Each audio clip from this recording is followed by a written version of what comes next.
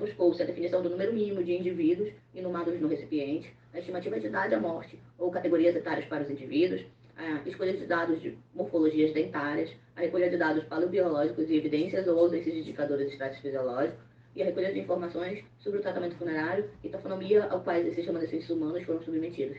A análise efetuada é de cunho não invasivo, necessitando apenas de observação macroscópica dos ossos e dentes, e todo o material foi inventariado e fotografado. O número mínimo de indivíduos foi estabelecido a partir do cruzamento de dados a dois níveis. Primeiro, a repetição de peças ósseas mais frequentes na coleção e a análise excludente de parâmetros biológicos como compatibilidade e incompatibilidade entre ossos e dentes, e a diferença etária entre os indivíduos incluídos na amostra. Nesses contextos duplos e múltiplos, o coletivo do número mínimo de indivíduos é fundamental para caracterizar demograficamente a amostra. A estimativa de idade à morte para os não adultos ou a caracterização dos componentes adultos e não adultos da amostra foi feita a partir da constatação do grau de maturidade dos ossos segundo as metodologias compiladas por Schaeffer em 2009 e White em 2012, assim como o grau de calcificação e erupção dentária segundo a metodologia proposta por Al-Qahtani e colaboradores em 2010. O alto grau de fragmentação da amostra não permitiu o emprego de metodologias para a diagnose sexual, na medida em que existem apenas pequenos fragmentos de peça óssea que exibem maior dimorfismo sexual, como o coxal, o crânio, a mandíbula, os talos e os calcâneos.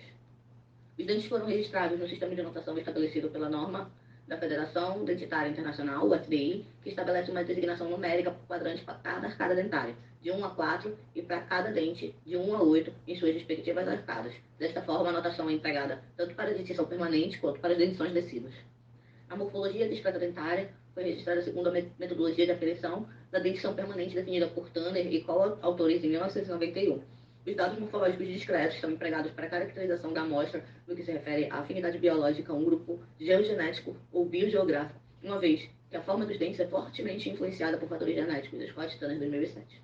As informações sobre a paleopatologia e o estresse fisiológico foram identificados quanto ao possível analisados na perspectiva da elaboração de diagnósticos diferenciais de condições patológicas, Waldron 2009 e Hilson 1996.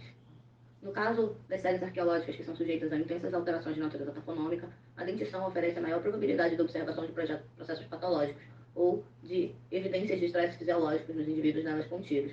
As doenças orais observáveis em restos humanos esqueletizados podem incluir uma série de patologias que afetam tanto a estrutura óssea mandibular e maxilar como os dentes em si, como a má formação congênita, a perturbação no crescimento e desenvolvimento, neoplasmas, doenças metabólicas e endócrinas, patologias infecciosas, lesões traumáticas e o cálculo dentário.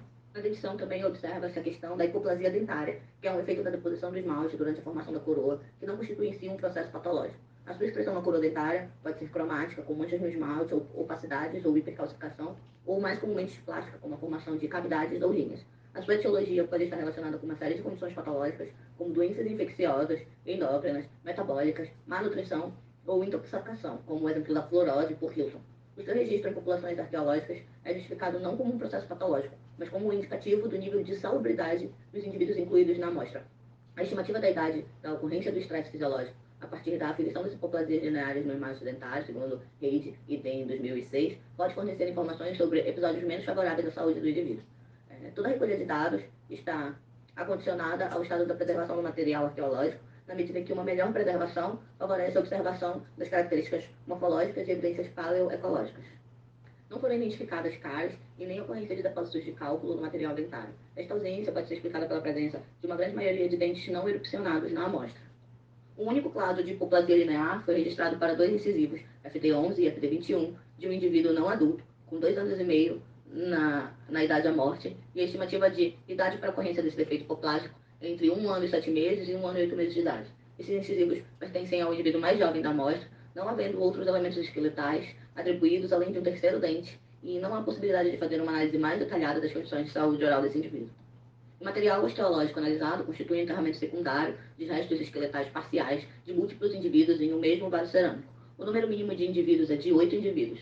Os adultos estão representados por diferentes fragmentos de ossos longos, crânios, coxais, metatarsianos, metacarpianos, um fragmento de mandíbula e um pré-molar. Em existência do fragmento de 2 talos, o direito e o esquerdo, incompatíveis por questão de robustez, sugere que esses fragmentos ósseos pertenceram a 2 indivíduos diferentes. Os indivíduos não adultos são representados por um fragmento de ulna, um fragmento de centro vertebral, vários fragmentos de ossos longos e costelas, um molar descidos e 22 dentes permanentes em fase de calcificação. Com base no status da calcificação dentária,